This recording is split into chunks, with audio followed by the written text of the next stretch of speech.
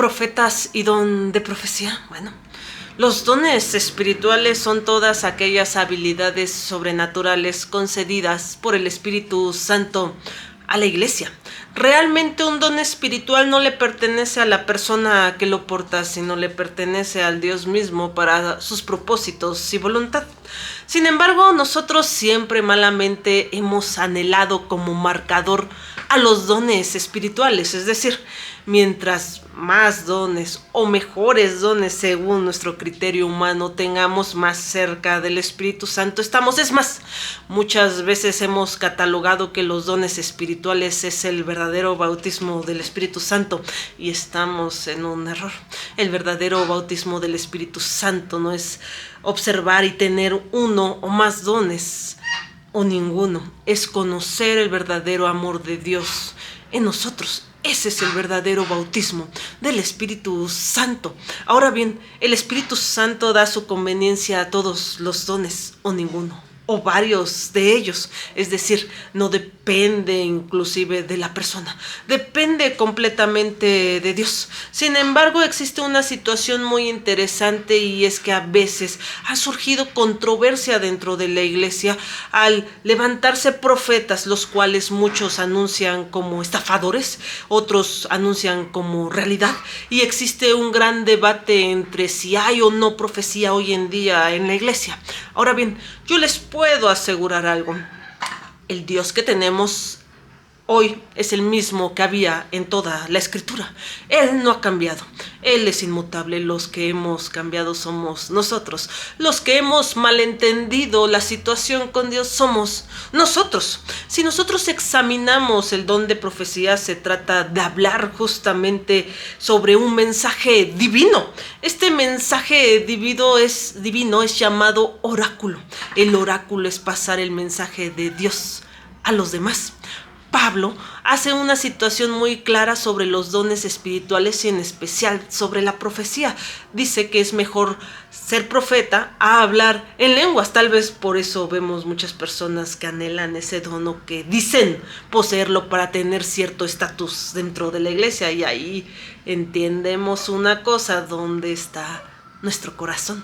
Ahora bien, esta situación trascendió al grado de que Pablo menciona justamente que un don de lengua sin interpretación edifica a la persona. Sin embargo, un don de profecía edifica a la iglesia completa.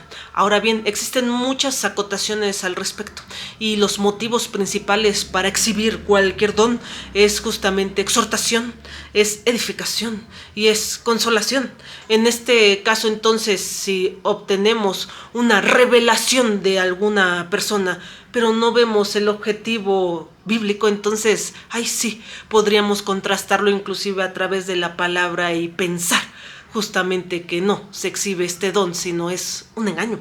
En este momento, también la Escritura dice que por sus frutos los conoceréis.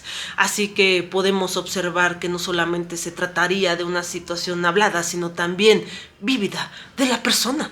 Ahora bien, los profetas debemos de entender que no han cambiado porque Dios sigue usando de la misma forma a las personas, pero que es un profeta. Muchos creen que es ese poder adivinatorio, porque así inclusive eran llamadas en la antigua escritura como adivinadores. Sin embargo, no confundamos esta situación con los magos o con los hechiceros o con personas estafadoras dentro de la misma escritura que también fueron mencionadas, sino se trataba de una adivinación otorgada por el Espíritu Santo a los demás. Sin embargo, esta no era su labor principal. Si pudiera yo comparar a los profetas en la actualidad, ponerlos en un sistema inclusive judicial, diría que los profetas son los fiscales de Dios. Ellos fiscalizan.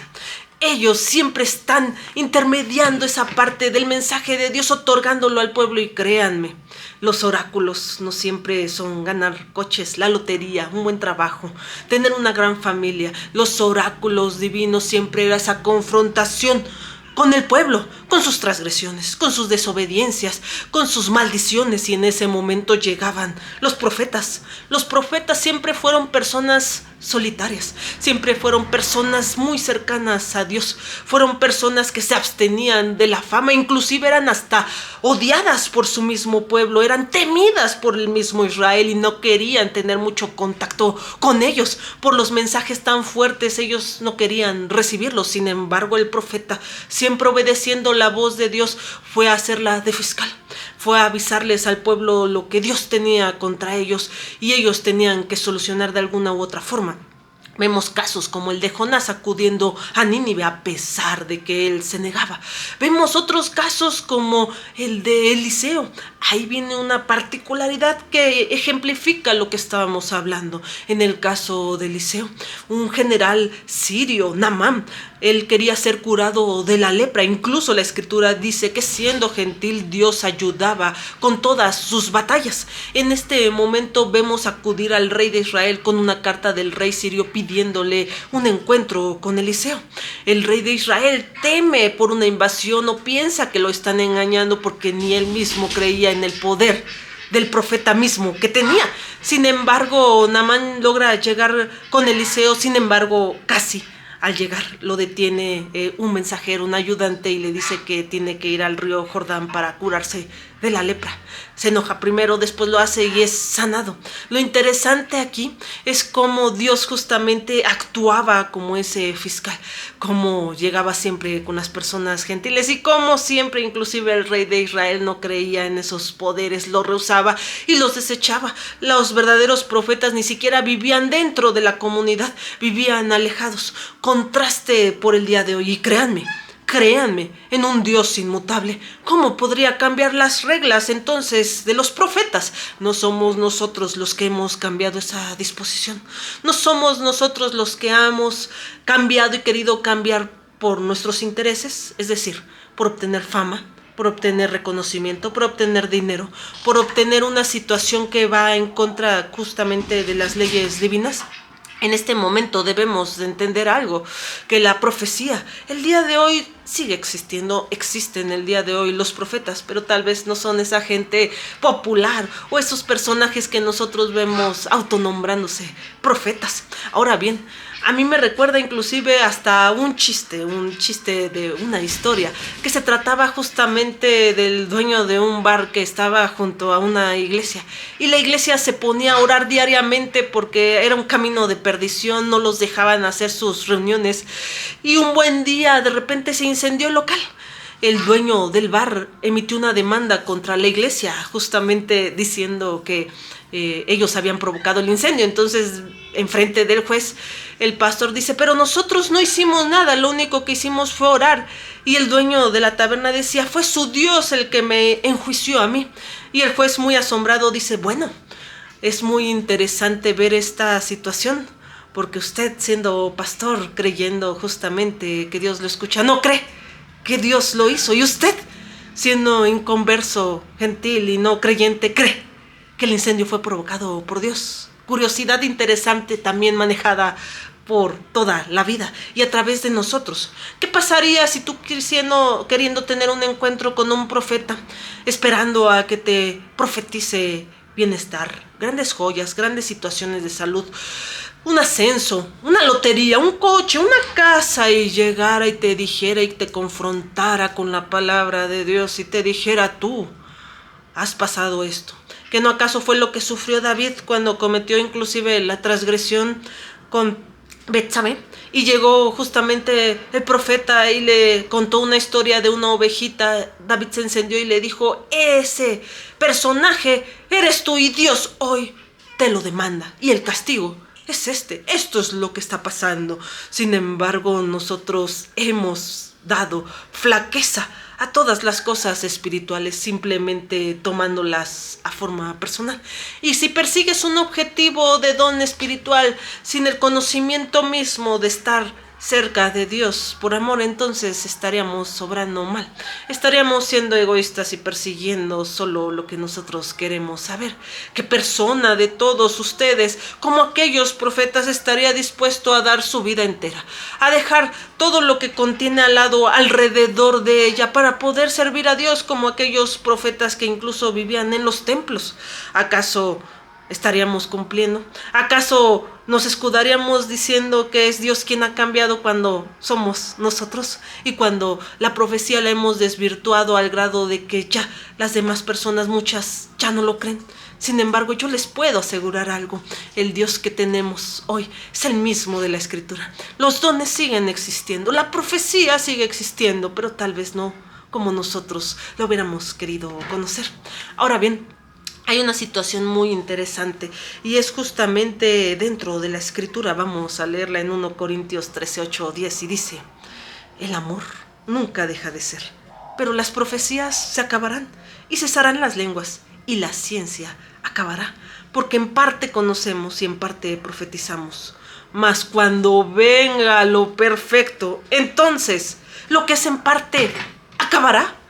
A veces nosotros estamos persiguiendo entonces el objetivo mal. Como Pablo lo dice, él fue el que habló mucho sobre estos dones, pero él siempre fue muy concreto. Lo importante es el amor, conocer a Dios, lo que hay en tu corazón, en donde está fincada tu fe, el conocimiento de la palabra, pero no a través de un conocimiento intelectual, de un conocimiento vívido, de un conocimiento que se exhibe, de un conocimiento que dio frutos, pero no por ti, por el Espíritu, porque le abriste tu voluntad a Dios, porque Él pudo actuar en ti, y el Espíritu mismo es quien decide otorgar o no los dones. Sin embargo, nosotros lo que deberíamos justamente de buscar es lo perfecto, el amor, de lo que habla Pablo. Cuando venga lo demás, entenderemos que al encontrar el amor, ahora sí, podemos tener una visión clara sobre los dones, dejarnos de pelear sobre situaciones, sobre si yo tengo, tú tengo, es mejor o es peor, porque esa no es nuestra condición, inclusive estando junto a Cristo. Nuestra condición siempre será conocer el amor, exhibir el amor y dar el amor a todos los demás. Así que no lo olviden, Dios los ama muchísimo, son la cosa más bella de este mundo. Vayan a Él como estén. Ustedes creen que su situación es irremediable, que ustedes son lo peor de este mundo y que nada se puede hacer con ustedes. Créanme, esas voces no son suyas, son del enemigo.